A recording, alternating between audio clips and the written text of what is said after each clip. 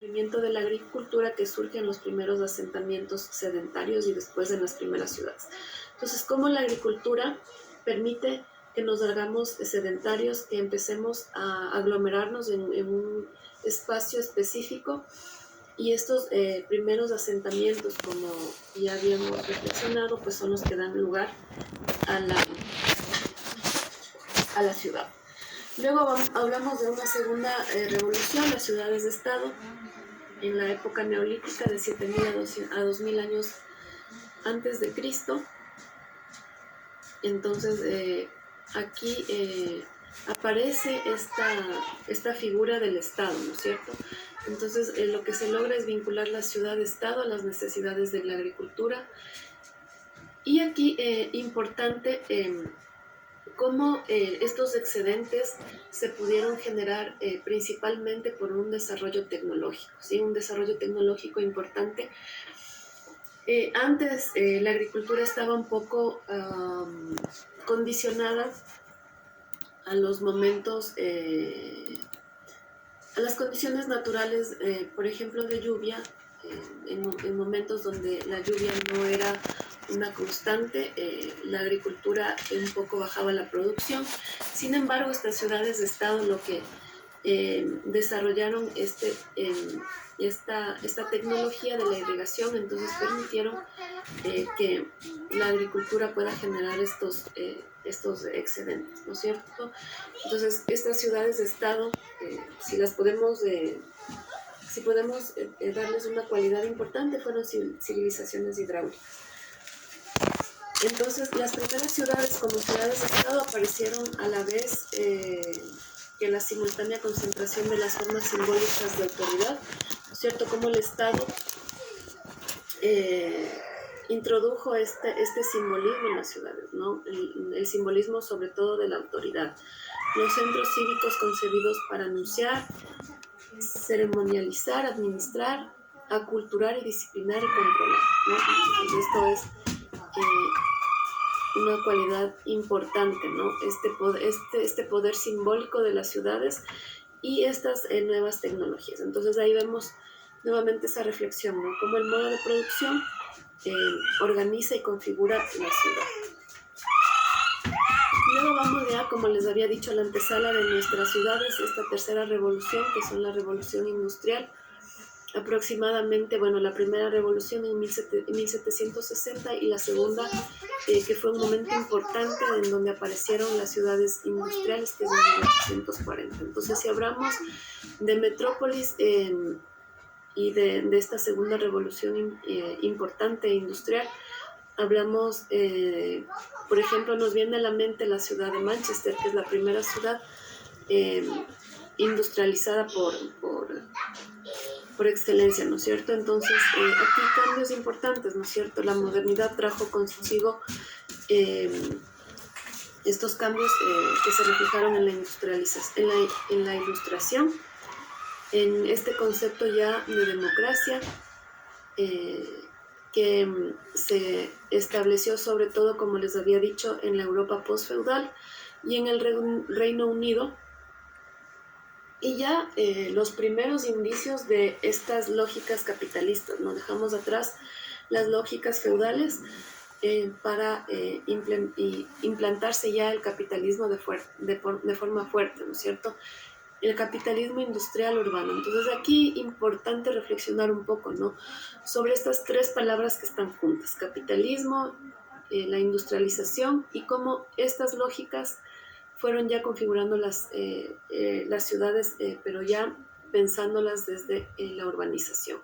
Entonces, aquí aparecen ya los estados-nación capitalistas. Hay una dicotomía muy fuerte entre, si hablamos de organización espacial, entre lo urbano y lo rural, y también aparecen muy fuerte, sin pensar, sin reflexionar que antes sí habían estas clases sociales. Pero aquí, así como la dicotomía entre lo urbano y lo rural, aparece esta dicotomía importante entre la burguesía y el proletariado. Hay una diferencia muy fuerte entre estas dos clases sociales.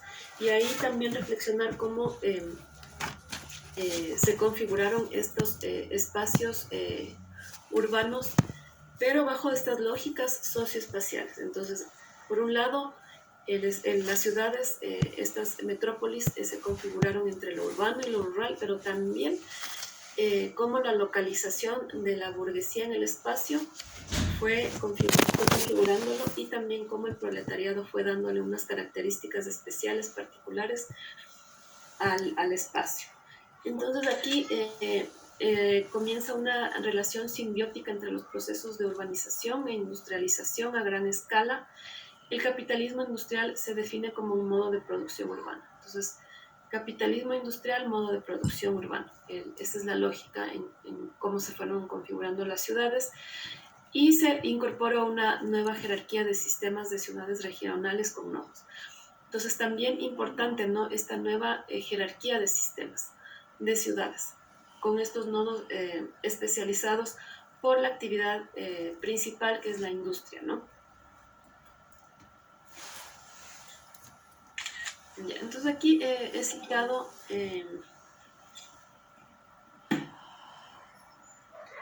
al autor Stopper, que en 1997 nos dice que dimensiones importantes y distintivas de dicha reflexividad tienen lugar en las ciudades, tanto en la producción como en el consumo. Entonces aquí también reflexionamos en estas lógicas de las ciudades, de las metrópolis, de las ciudades industriales y postindustriales, que están regidas bajo la lógica de la producción y el consumo.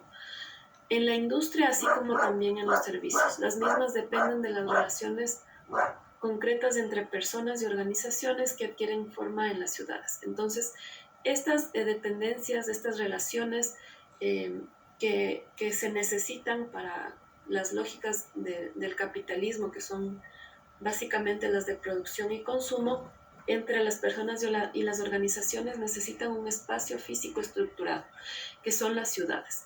Las ciudades como este espacio óptimo para que se reproduzcan estas lógicas del capitalismo. Y son coordinadas por convenciones que tienen dimensiones urbanas específicas. Lo que habíamos dicho, ¿no es cierto? Necesita el capitalismo, para garantizar estas lógicas de producción y consumo, y las relaciones entre las personas y las organizaciones necesitan un espacio con unas ciertas convenciones específicas, y estos espacios son los que se encuentran en las ciudades.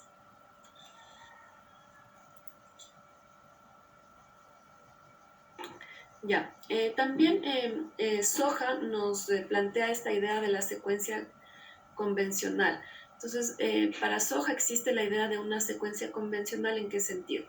En que, por ejemplo, la caza y la recolección, la agricultura, las aldeas, las ciudades y los estados, que determinaban la forma de las ciudades. Sin embargo, eso no puede ser visto como una regla general. Entonces, aquí también, desde otra perspectiva, desde otro autor, vemos cómo la actividad principal configura las ciudades, ¿no es cierto? La caza y la recolección, ¿qué tipo de espacios necesitaba? La agricultura, ¿cuáles son los tipos de espacios urbanos necesitaba? Y las ciudades igual. Entonces, esta es otra perspectiva con la misma conceptualización, ¿no? Pero lo importante de Soja nos dice que esto no puede ser visto como una regla general, y Soja, perdón, hace referencia a estudios arqueológicos que descubren esta ciudad Catal en Jericó, y que nos llevan a otras interpretaciones del hecho urbano. Entonces, también reflexionar, ¿no?, que estas configuraciones y estas relaciones no pueden ser consideradas como una regla. Hay ciudades, por su localización espacial, que se fueron configurando con otras lógicas. Y ahora vamos a hablar sobre algunas características importantes que debemos considerar para hablar ya de ciudades. Acuérdense que la reflexión era cómo podemos configurar a estos primeros asentamientos, a estas primeras agrupaciones sociales, socioespaciales, cómo ya las podemos catalogar como ciudades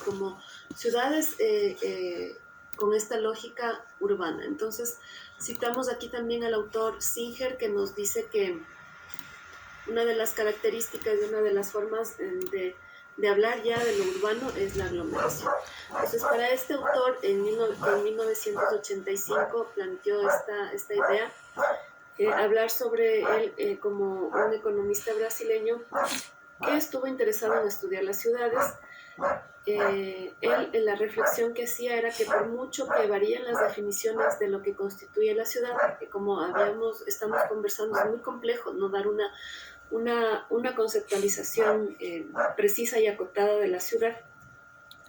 La mayoría de ciudades para él coincide en un punto. La ciudad es una aglomeración urbana. Entonces, este concepto de aglomeración se puede definir a las ciudades, ¿no? Que es como estábamos diciendo, una aglomeración humana, formada por un grupo de personas que viven cerca de unas de otras. Entonces, pensar por qué tenemos esta necesidad de vivir cerca de otras personas. Incluso hay debates acerca del tamaño mínimo de la aglomeración para que un determinado lugar sea considerado como ciudad. Entonces, una conceptualización, un concepto, una característica importante para hablar ya de ciudades es que las ciudades aglomeran. Las ciudades aglomeran personas, pero también aglomeran actividades, aglomeran representaciones culturales, etcétera, ¿no? Entonces, esta es una de las características importantes.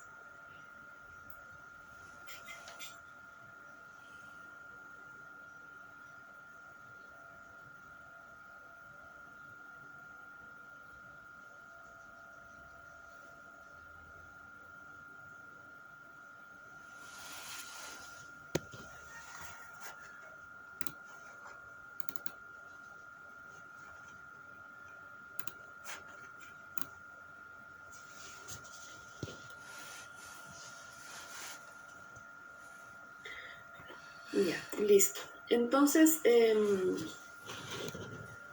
aquí nos planteamos una pregunta y decimos, reflexionamos sobre si hay alguna razón por la que las grandes masas de personas se reúnan en áreas muy pequeñas. Que habíamos reflexionado que también es difícil pensar que una ciudad debe cumplir, no sé, un cierto tamaño, sino más bien pensar que tal vez en un espacio físico pequeño se puedan generar estas lógicas de ciudad. Entonces, el tamaño, pensar si define o no el concepto de ciudad. Entonces, para el autor, la respuesta a esta pregunta parece estar relacionada al hecho de que ciertas actividades requieren la cooperación de un gran número de personas que necesitan vivir cerca unas de otras para poder realizar bien sus funciones.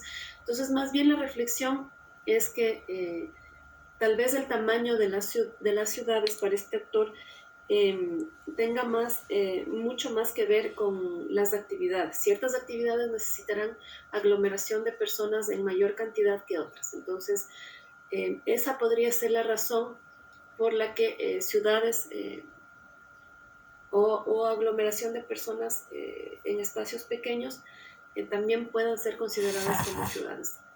Como estamos reflexionando, todo depende de la actividad, ¿no es cierto? La actividad principal como condiciona el espacio e inclusive el tamaño de las ciudades. Vamos a hablar también sobre otro concepto importante cuando hablamos de ciudad. Para recapitular un poco, hablamos ya de aglomeración, ¿no es cierto? Ahora vamos a hablar del concepto de cinecismo y Soja, que lo utiliza Soja para hablar de otra cualidad importante de las ciudades. Otra cualidad que nos podría dar indicios de que ya estamos hablando de una ciudad.